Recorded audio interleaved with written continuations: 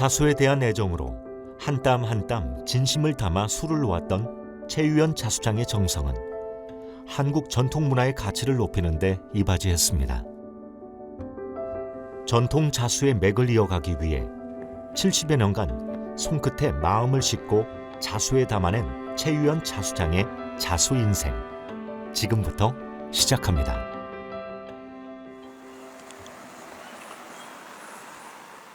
국가무형문화재 제80호 기능 보유자인 최유연 자수장을 만났습니다. 안녕하세요. 어서 오세요.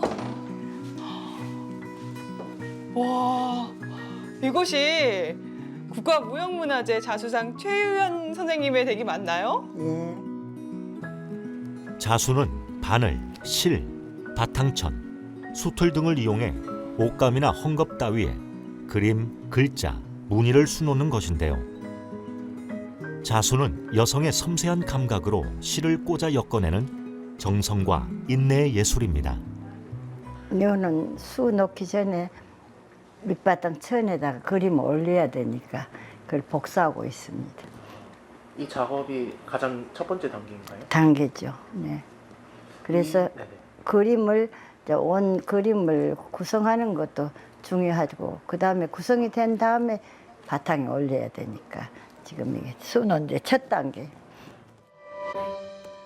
일반적으로 생활 소품의 자수가 아닌 2m가 넘는 크기의 수틀에 술을 놓는 모습을 보면 최유연 자수장의 작업은 단순한 자수가 아닌 하나의 거대한 작품을 만들어내는 것임을 알 수 있습니다.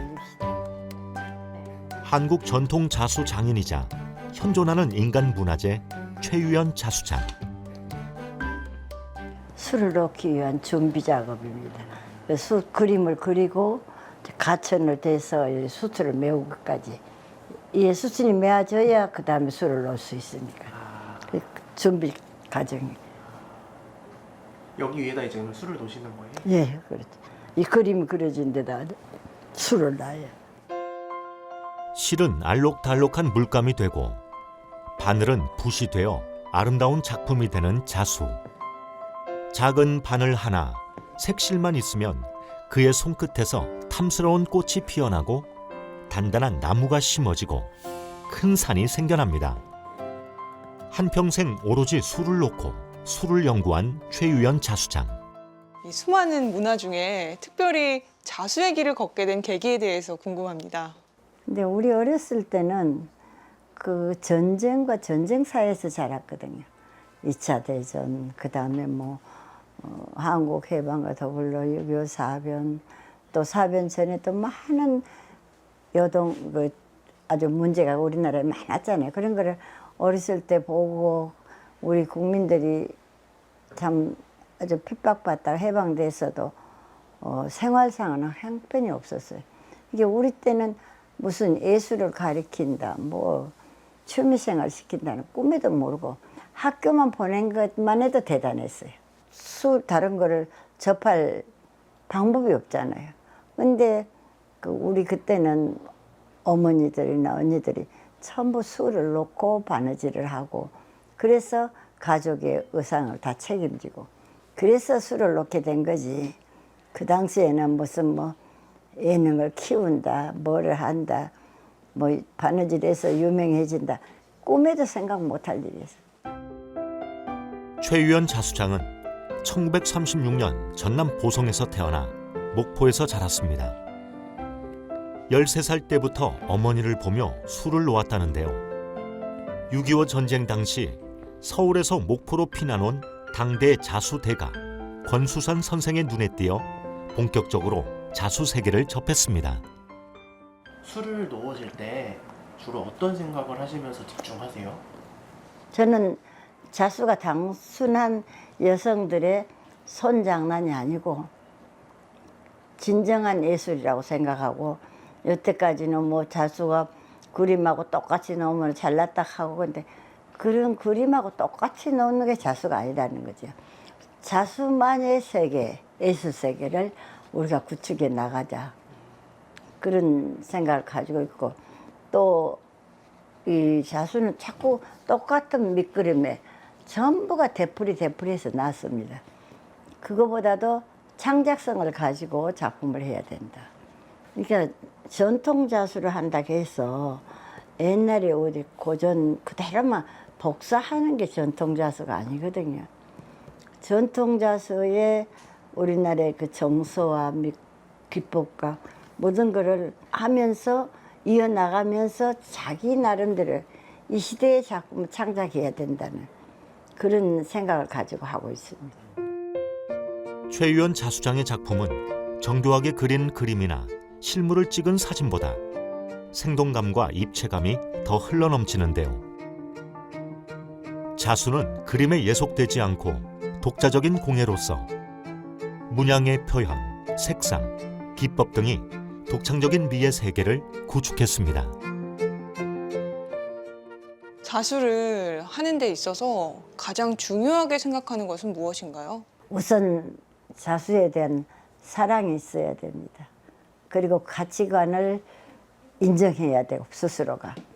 그리고 앞으로 내가 안 하면은 자수할 사람이 없어지겠다는 그런 책임감도 느껴야 됩니다. 그래서 그런 걸 다 가지고 시작한 사람들은 거의 없습니다. 하다 보면은 내가 이제 옆에서 제자들한테는 그런 말을 많이 하죠.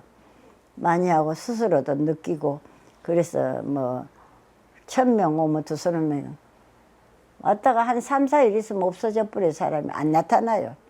얼마나 그걸 극복을 못해요 지금 사람들은. 우리는 그렇게 힘들다고 생각 안 해봤거든요. 하고 또 거듭 하면은 자꾸 이쁜 것이 나오니까 그때는 뭐 지금은 텔레비도 많고 컴퓨터도 많고 온갖 정보가 다 있고 눈에 들어오는 게 많지만 우리는 아무것도 깜깜한 세상에 살았거든요. 그나마 술을 놓으면 이래 예쁜 것이 나타나니까 거기에 매료가 되는 거죠. 평생 자수를 놓은 결과 최유연 자수장의 작품은 대통령상, 국무총리상 등을 수상했고 1996년 국가무형문화재 제80호 자수장으로 지정됐습니다.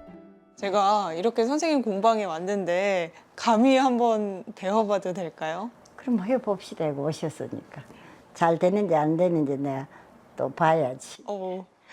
부담이 상당히 가는데 한번 해보겠습니다. 예, 시작합시다. 네. 바늘은 어째서 바늘 꽂았어요? 네, 바늘 여기 밑에. 아, 밑에 있고 여기도 또 하나 여유가 있고. 네. 자, 시작해보죠.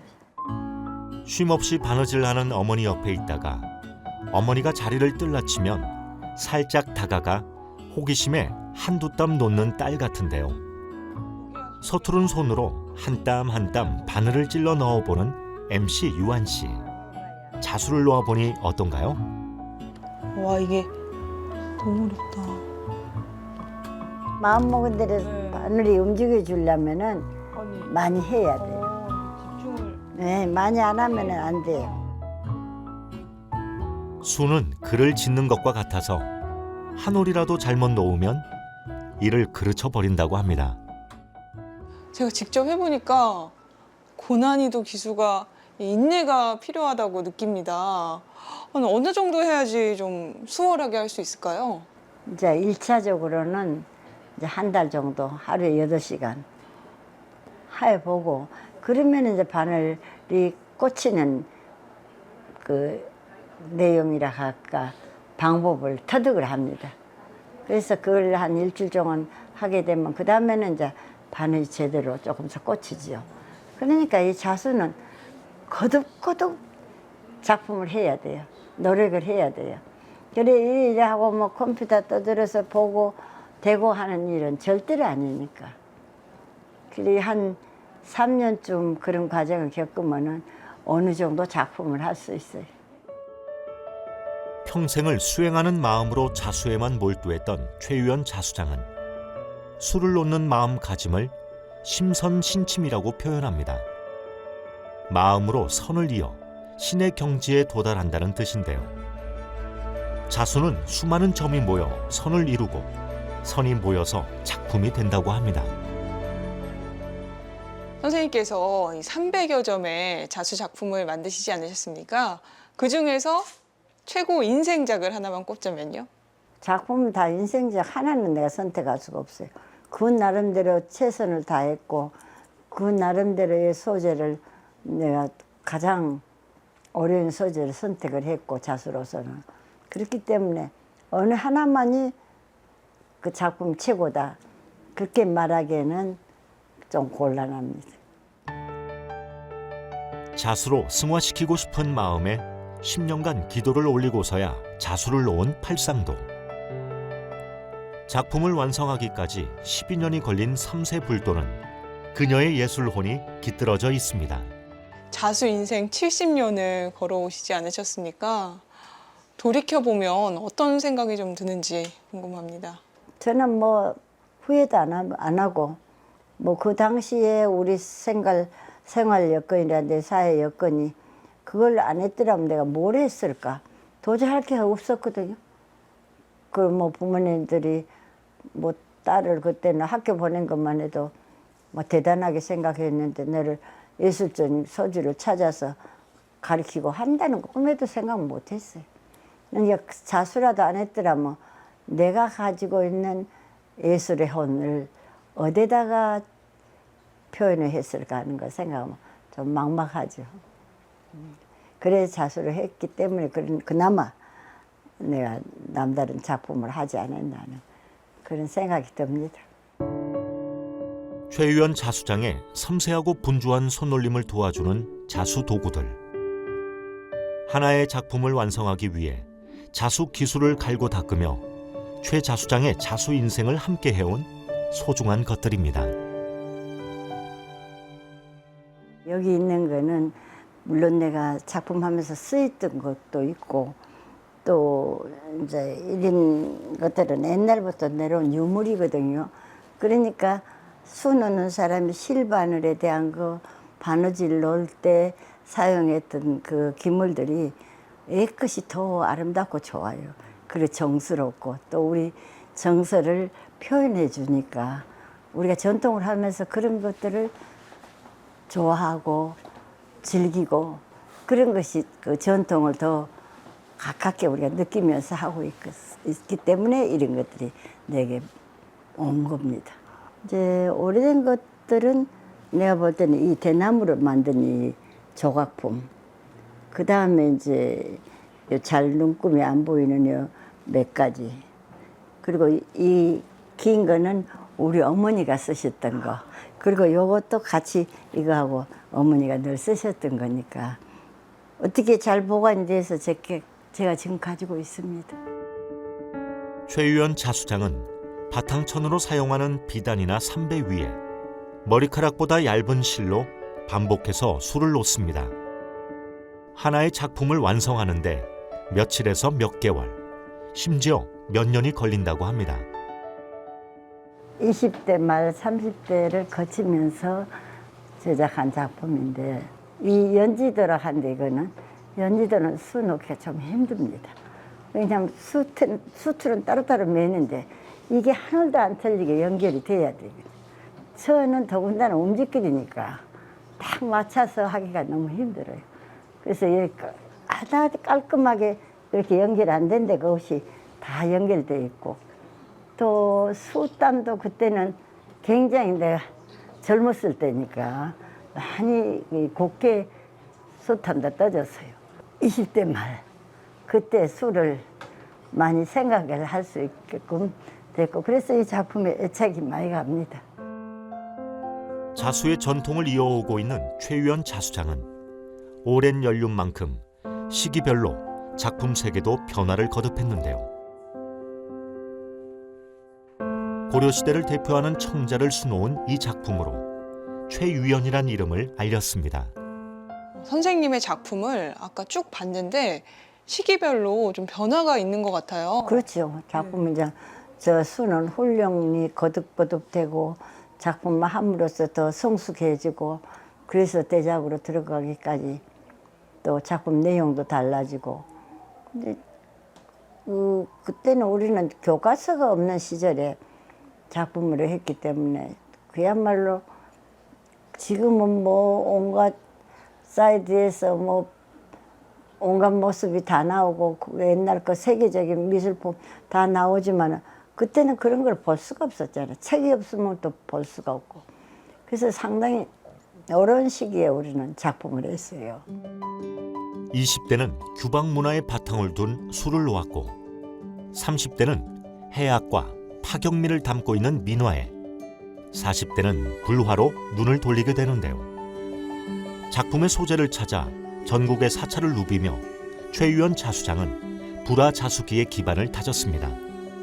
방대한 불교의 세계관과 수많은 불보살을 담아내는 불화자수에 몰두하기 시작하면서 최유연 자수장은 수행하듯 술을 놓는 일상을 이어나갔습니다. 한 작품에 짧게는 3년, 길게는 10년이 훌쩍 넘는 대작에 도전하며 최고의 경지에 올랐습니다. 선생님의 인생 자체가 자수이다라는 생각이 듭니다. 자수가 어떤 의미로 다가오나요? 그 자수는 제가 살아온 하나의 그 목표라 할까, 동반자라 할까, 그래 돼가지고 있습니다. 자수가 없었더라면 과연 내가 뭘 하고 살았겠느냐, 이제 그런 생각도 해봅니다. 최 자수장은 전통 자수의 맥을 잇기 위해 힘쓰고 있습니다. 여기는 우련수, 자련수를 여기다 놔놓고 이 가름 기르고 자르고 조금씩 그래도 사이가 나야만이 예쁜 우련수가 나옵니다. 전통을 이어가고자 하는 책임감 때문에 전문가들뿐만 아니라 일반인들에게 기초 교육도 진행하고 있습니다. 주로 어떤 분들이 교육을 받으시러 오는 거예요? 그는 자수에 대한 관심 있는 여성분들, 그리고 앞으로 작가가 되겠다는 목적을 가지고 계신 분들, 각종 개인들이 마음속에 꿈을 가지고 오죠. 자수에 관심을 가지고 있는 분들을 보면은 좀 어떤 생각이 드세요? 아주 사랑스럽죠. 이게 뭐 하기 힘들고 안 하려고 다 회피하는 지금 시대에 그래도 이 힘든 거를 인내하고 극복해 나가려고 생각하는 사람들이 있다는 것만 해도 지금은 대단히 고맙게 생각하죠.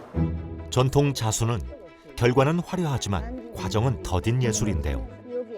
자수를 하겠다고 마음 먹으면 꾸준함이 필요하다고 합니다. 그럼 밑실이 튀어나온 상태에서 위로 덮는 건지 아닌데 여기서부터 조금 살려줬으면 좋겠어요.